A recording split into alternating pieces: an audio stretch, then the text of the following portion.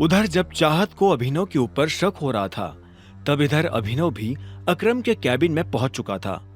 जैसे ही अभिनव अंदर आया तो अकरम ने उसकी तरफ अपना कार्ड बढ़ाया और बोला, ये लो, मजे से लंच करना।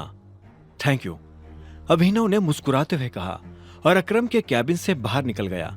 वो नीचे आया और उसकी आंखें चाहत को ढूंढने लगी। उसने देखा कि चाहत होटल के बाहर शेड में खड़ी थी। अभिनव उसके पास पहुंचा तो चाहत उसे ऊपर से नीचे तक देखने लगी।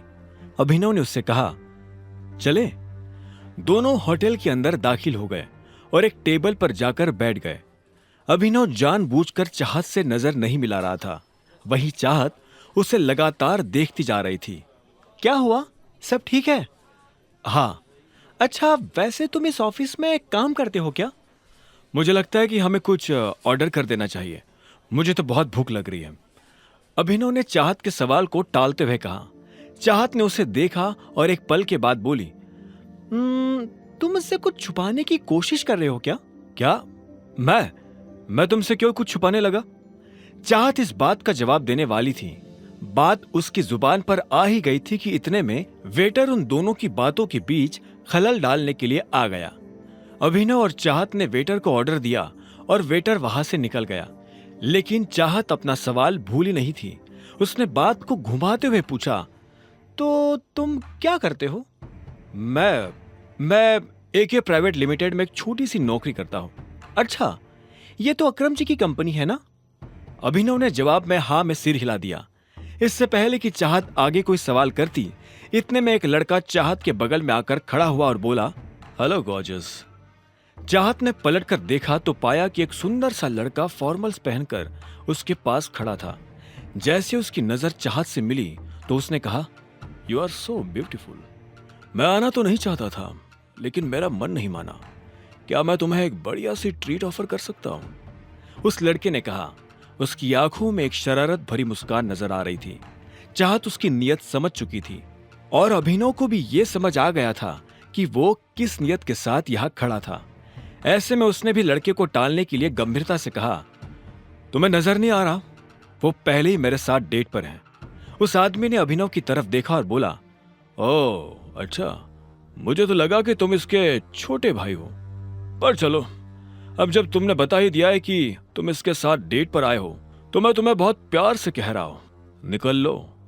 यह सुनकर अभिनव को बुरा लगा, लेकिन उसने कुछ नहीं कहा। वो देखना चाहता था कि यह आदमी किस हद तक नीचे गिर सकता था। इतने में वो लड़का चाहत की तरफ पलटा और बोला, तुम इतनी सुंदर हो, तुम्हें देखकर लगता है कि तुम किसी वेल टू डू फैमिली से आती हो। डोंट माइंड, लेकिन तुम्हें इस तरह के लड़कों के साथ डेट पर नहीं आना चाहिए। Standard is important, right? तुझसे किसी ने कहा ज्ञान देने को? अभिनव ने बीच में आते हुए कहा। उस लड़के ने अभिनव को घूरते हुए देखा और फिर से चाहत की तरफ देखकर बोला, तुम प्लीज मेरे साथ आओ, ट्रस्ट मी, मैं तुम्हें कोई प्रॉब्लम नहीं होने दूंगा। वैसे भी you don't deserve to be with such down market boys, जिनके बापू ने उन्हें पैदा कर करके छोड़ दिया हो। साले! अभिनव से इस बार रहा नहीं गया। उस लड़के ने अपनी हद पार कर दी थी। जैसे वो अभिनव के बाप पर गया तो इतने में अभिनव अपनी जगह पर खड़ा हुआ और उसने उस लड़के का कॉलर पकड़ लिया। अरे अरे, ये क्या हो रहा है? अरे ये क्या कर रहे हो? छोड़ो उसे! हर कोई अभिनव की इस हरकत को देखकर हैरान हो गया, लेकिन अभिनव को किसी की बातों से फर्क नहीं पड़ रहा था। वो अपने बाप के बारे में एक शब्द भी नहीं सुन सकता था। उसने ना सिर्फ उस लड़के को कॉलर से पकड़ा, बल्कि उसे घसीट कर दूर लाया और उसकी नाक पर एक जोरदार मुक्का मार दिया। क्या कहा तूने? मेरे बाप ने मुझे पैदा करके छोड़ दिया, यही सिखाया तुझे तेरे बाप ने? यही सिखाया है? अभिनव ने यह कहा और उस आदमी को दनादन पीटना शुरू कर दिया। वो लड़का जो अभी तक अभिनव को तेवर दिखा रहा था, अब उसके मुंह से शब्द नहीं निकल रहे थे। उसकी आंखों में डर साफ नजर आ रहा था। उसके मुंह से खून निकलकर उसके कपड़ों पर गिरने लगा था, लेकिन अभिनव का हाथ रुकने का नाम ही नहीं ले रहा था। वो उसे मारता जा रहा था। चाहत भी अभिनव का ये रूप देखकर घबरा गई थी। अरे उसे मार ही डालोगे क्या? इतने में भीड़ में से कुछ लोगों की आवाजें आई। अभिनव को भी एहसास हुआ कि उसने लड़के को कुछ ज्यादा ही पीट दिया था। ऐसे में उसने हाफते हुए उसे छोड़ दिया। वो लड़का खड़े रहने लायक भी नहीं बचा था। अभिनव को जब होश आया तो उसने उस लड़के को ऊपर से नीचे तक देखा तो उसे बहुत बुरा लगा। वो ऐसा कुछ करना नहीं चाहता था, लेकिन अगर वो ये नहीं करता तो वो लड़का चाहत को परेशान करता रहता। अभिनव पलटा और चाहत को देखने लगा। चाहत दूर खड़ी होकर मुस्कुरा रही थी। उसकी मुस्कान में अभिनव को एक तरह की शांति नजर आ रही थी। अब उसे डर नहीं लग रहा था। तभी अभिनव के कंधे पर पीछे से एक हाथ आया और उसने अभिनव के कंधे को कसकर पकड़ लिया। अभिनव ने पलटकर देखा तो पाया कि वही लड़का उसे मारने के लिए खड़ा था, पर इससे पहले कि वो अभिनव पर हाथ उठाता, अभिनव ने उसे कोहनी से झटका दिया और वो नीचे गिर गया। हर कोई अभिनव के फोटो खींच रहे थे, उसकी वीडियो बना रहे थे। अभिनव को यह देख अच्छा नहीं लग रहा था। उसे ये सब अजीब लग रहा था। वो यहां से निकल जाना चाहता था, पर इससे पहले कि वो निकल पाता, इतने में पीछे से आवाज आई, क्या हो रहा है यहाँ? ये कोई मछली बाजार नहीं है, एक रेप्यूटेड होटल है। यह आवाज और किसी की नहीं बल्कि होटल के मैनेजर की थी। होटल की ऐसी हालत देखकर मैनेजर का दिमाग खराब हो गया था। इससे पहले कि अभिनव उसे अपनी तरफ से कुछ समझा पाता, वो मार खाया हुआ लड़का गिड़गिड़ाते हुए मैनेजर के पास आया और रोते हुए बोला, इस आदमी ने देखो मुझे कितना मारा है, इसने मेरी नाक तोड़ दी, ये देखो। मैनेजर ने पहले उस आदमी को देखा और उसके बाद अभिनव को देखने लगा। बाकी लोग भी अभिनव को देख रहे थे। इससे पहले कि अभिनव अपनी तरफ से कुछ कह पाता, मैनेजर बोला, तुम्हारी हिम्मत कैसे हुई हमारे वीआईपी कस्टमर के ऊपर हाथ उठाने की? क्योंकि इस आदमी ने हम लोगों को परेशान किया। मैं इसे मुंह नहीं लगाना चाहता था, फिर भी ये मेरे बारे में भला बुरा कह रहा था और इसने मेरे पिता के बारे में भी उल्टा सीधा कहा था।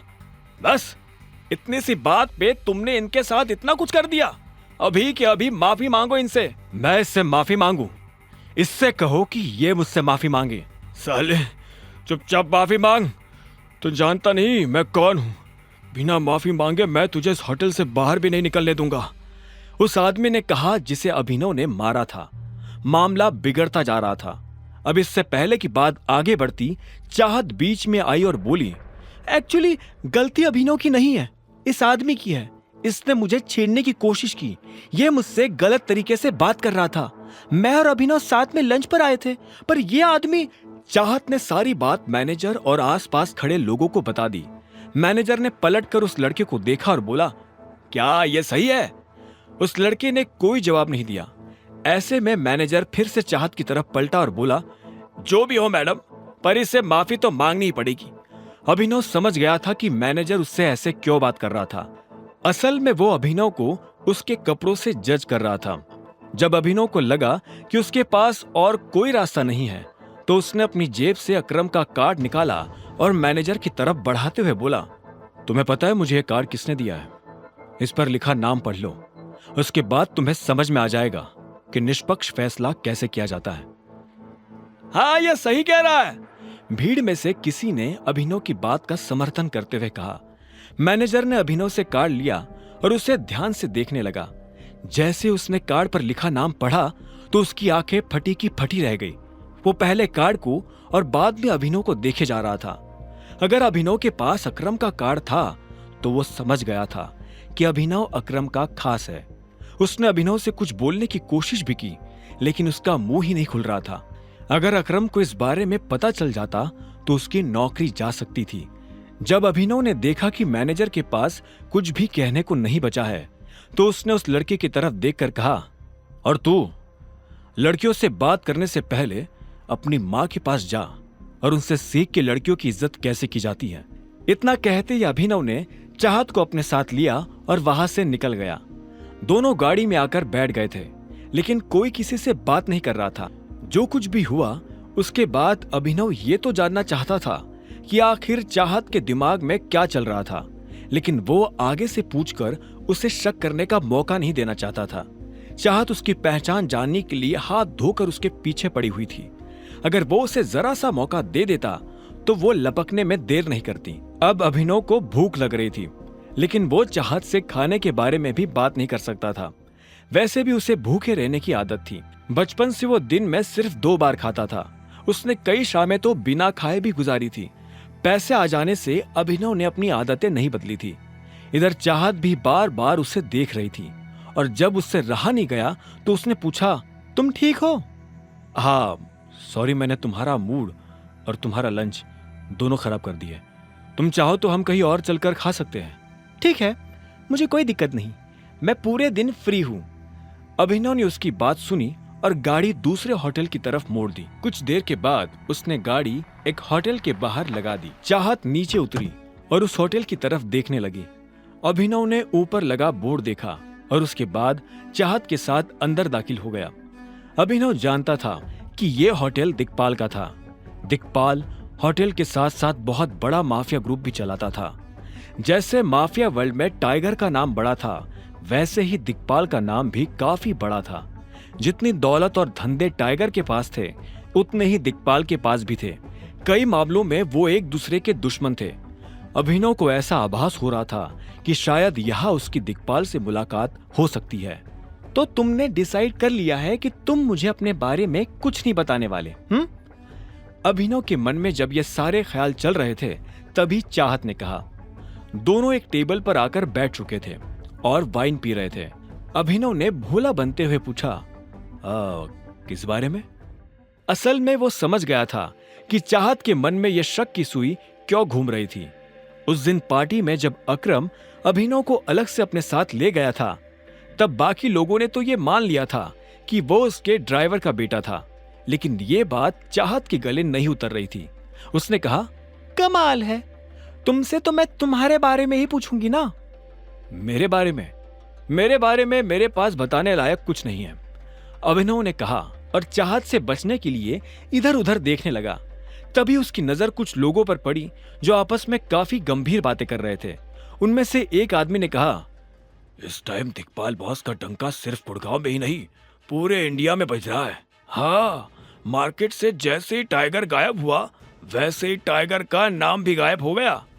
यह सुनते ही अभिनव पलटकर उस आदमी को देखने लगा जो ये बात कर रहा था। उसे समझ नहीं आ रहा था कि आखिर वो टाइगर के बारे में इस तरह की बातें क्यों कर रहे थे। बताओ ना अभिनव, तुम मुझसे क्या छुपा रहे हो? चाहत ने पूछा। तभी उन लोगों में से एक ने कहा, नहीं, टाइगर अभी गया नहीं, टाइगर जिंदा है और वो जल्द ही लौट कर आएगा। मैंने तुमसे कहा था ना जॉनी, इतनी मत पिया करो कि संभली ना जाए। कुछ भी बकवास कर रहे हो। बकवास नहीं बकवास तो तुम कर रहे हो। टाइगर का कंपैरिजन दिक्पाल से, विस्की और देसी शराब का क्या मैच। मैं कह रहा हूं, टाइगर जिंदा है and he will return soon. Johnny नाम के इस आदमी की बात सुनकर अभिनव के रोंगटे खड़े हो गए थे। वो ये जानना चाहता था कि जॉनी मन से फेंक रहा था या उसके पास सच में कोई जानकारी थी। अब आगे क्या होने वाला था? क्या अभिनव सच का पता लगा पाएगा और क्या चाहत अभिनव के मुंह से सच निकलवा पाएगी? टर्न ऑफ टाइगर के सारे एपिसोड्स को सुनने के लिए डिस्क्रिप्शन में दी लिंक से डाउनलोड करें पॉकेट FM ऐप।